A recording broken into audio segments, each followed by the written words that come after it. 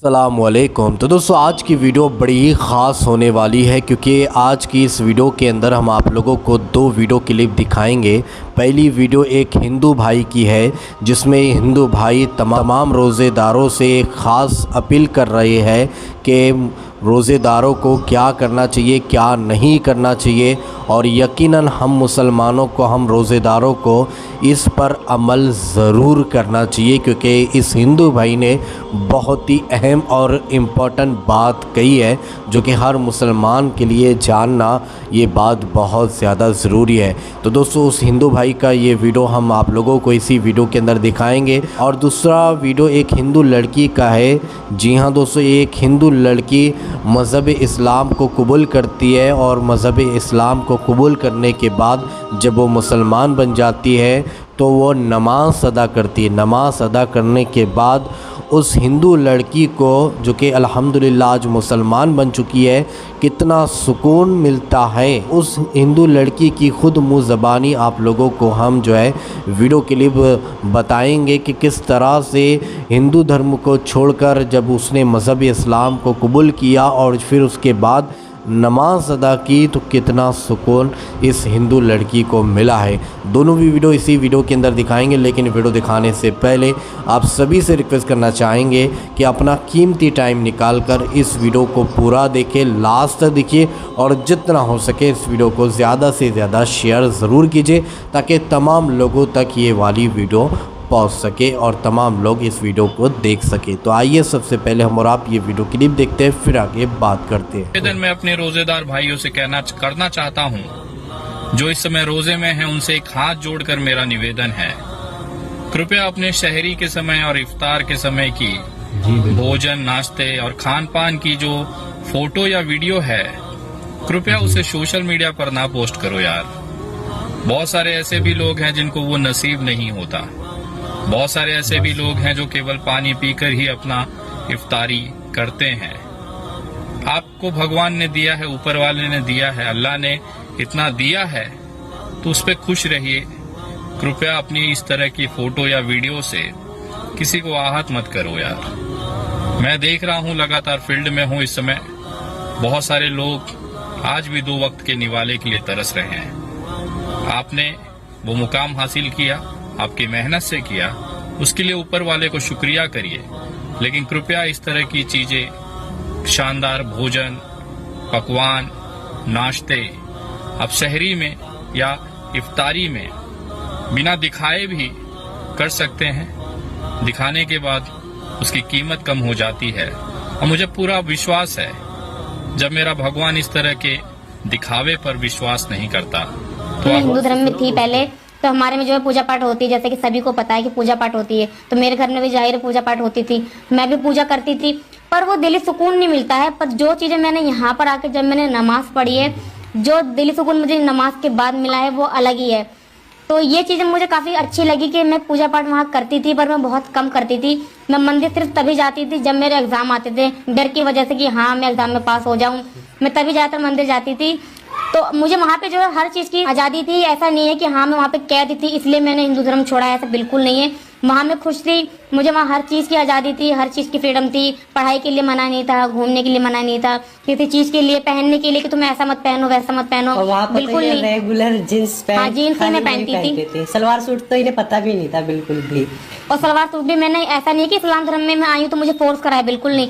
जब मैं यहाँ पर आई हूँ मैंने लोगों को देखा तो मुझे खुद को नहीं अच्छा लगा कि सब देखो कितने तहजीब से रहते, सर पे दुपट्टा सलवार सूट और मैं जीन्स। तो मैंने अपने आप को मैंने खुद चेंज करा है, इसमें किसी का कोई हाथ नहीं है कि मेरे को जबरदस्ती पहनाया गया है। और ये भी नहीं है जो सलवार सूट नहीं पहनते, जो जींस पैंट पहनते हैं वो बेकार है। बिल्कुल जो इन्हें फील हुआ बस वो चीजें बता रही है। अगर अब मुझसे कोई के दिखाए तो मेरे से बिल्कुल भी नहीं होगा, क्योंकि मुझे अब बहुत अनकंफर्टेबल लगता है। मैं यही सोचती हूँ पहले मैं कैसे पहनती थी, पहले मुझे काफी अच्छा लगता था, पर अब मैं जब देखती हूँ सबको तो मुझे ऐसा लगता है कि सबको कैसे पहनते, सबको गर्मी नहीं लगती होगी, बहुत अनकंफर्टेबल लगता है। तो अब जो मुझे सूट की आदत हो गई तो मुझे सूट जो है अच्छा लगता है काफी। और जैसे कि हमारे हिंदू धर्म में जो है व्रत रखे जाते हैं, सभी को पता है कि वहाँ व्रत रखे जाते हैं, पर मैं पहले बिल्कुल भी व्रत नहीं रख पाती थी। बल्कि हमारे में तो हम फल फ्रूट्स भी खा लेते हैं और उतना देर का रहता नहीं है। जिस तरीके से रमजान जो है, रोजे जो हैं सुबह खाते हैं हम 3-4 बजे जो भी खाते हैं, फिर सीधा शाम में अजान के बाद मगरिब के टाइम खाते हैं, तो काफी लंबा डिस्टेंस हो जाता है। उस बीच जो हमें भूखा प्यासा रहना पड़ता है।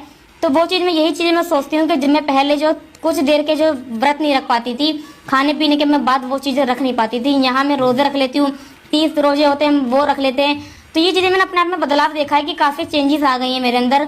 मैं खुद को देख के हैरान होती हूँ कि ये मेरे से कैसे हो गया। जो चीजें मैं सोचती थी, मैं अपनी फ्रेंडों को देखती थी कि वो रोजे रख के स्कूल आती हैं, तो मुझे काफी हैरानी होती थी कि रोजे रख के स्कूल आती है बिना खाए पिए इतनी धूप में। सब बच्चे स्कूल में लंच करते हैं, उस टाइम पे सबको भले हम सुबह कितना भी खा के जाए, पर जब कोई सामने वाला खाना खाता है या लंच का टाइम होता है तो भूख लगी जाती है। तो वो लोग ऐसे रह लेती थी, पता नहीं कैसे रहती, मैं यही चीज सोचती थी। पर अब मुझे इस चीज का पता लगता है कि जब इंसान रोजे रखता है तो ऊपर वाला उसे खुद इतनी हिम्मत देता है। हम यहाँ रोजे रखते हैं तो हम पूरा दिन हमारा बहुत अच्छे से जाता है, भूख प्यास का तो पता ही नहीं लगता। आज जैसे कि रमजान का दूसरा रोजा है और हम दोनों ही जो है रोजे थे हैं, पर बिल्कुल भी नहीं पता लगा। अब बस थोड़ा टाइम जा रहा है रोजा खुलने का, तो बिल्कुल भी ना भूख का ना प्यास का बिल्कुल भी पता नहीं लग रहा है। तो ये चीजें मैं देखती हूँ अपने अंदर, मुझे काफी अच्छा लगता है कि हाँ, मैं पहले जो घर पे थी तो मैं कुछ भी पढ़ती नहीं थी, मुझे कुछ पता नहीं था हिंदू धर्म के बारे में। मैं यहाँ इस्लाम में आई हूँ तो मैं कुरान पढ़ रही हूँ, मैं इस्लाम को जान रही हूँ, तो मुझे काफी दिली सुकून मिलता है, मुझे काफी अच्छा लगता है। तो मुझे अच्छा लगता है कि हाँ चलो मैंने सही डिसीजन लिया इस्लाम को कबूल करके। और हमसे यूजर ने कल एक कमेंट करके पूछा था कि अब आप जो है नमाज पढ़ लेती हो, तो मैं ये बताना चाहूंगी कि हाँ, जब मैं शुरू में आई थी तो मुझे कुछ भी नहीं आता था, मुझे काफ़ी दिक्कत हुई थी नमाज में, क्योंकि उसमें आयतें याद करनी पड़ती है। पर अब जो है मैं नमाज पढ़ लेती हूँ पूरी परफेक्ट, क्योंकि मैंने अब याद करी है, मैंने काफ़ी मेहनत करी इस चीज़ पर।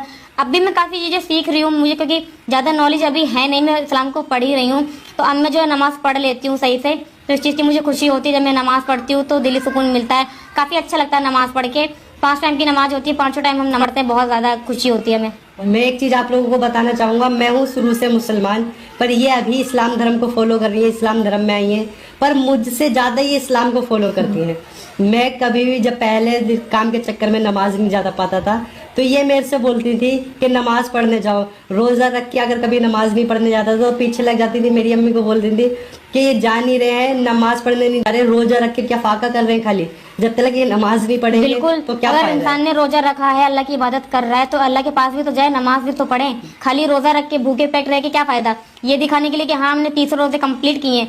रोजे का मतलब ही यही कि अल्लाह की इबादत करना। अगर वही तुम पढ़ने नमाज नहीं जाओगे, तुम कुरान शरीफ नहीं पढ़ रहे हो, खाली रोजा रख के भूखे रह के काम कर रहे हो, तो कोई फायदा नहीं है ना इसका। बिल्कुल। ये जब से इस्लाम में आई हैं, मैं तो नमाज नहीं पढ़ पाता था काम के चक्कर में, और नमाज बहुत ज़रूरी है, क्योंकि नमाज तो किसी भी हाल में माफ़ नहीं है। पर ये जब से इस्लाम धर्म में आई हैं, इन्होंने नमाज पढ़ना स्टार्ट जब से करा है, तो इनसे रहा ही नहीं जाता था। ये ऐसा नहीं है कि आप लोगों को लगे कि हाँ अभी नई नई है तो ये चस्का है, तो ऐसा कुछ नहीं है। हमारी शादी को हाँ 3.5 साल हो गए।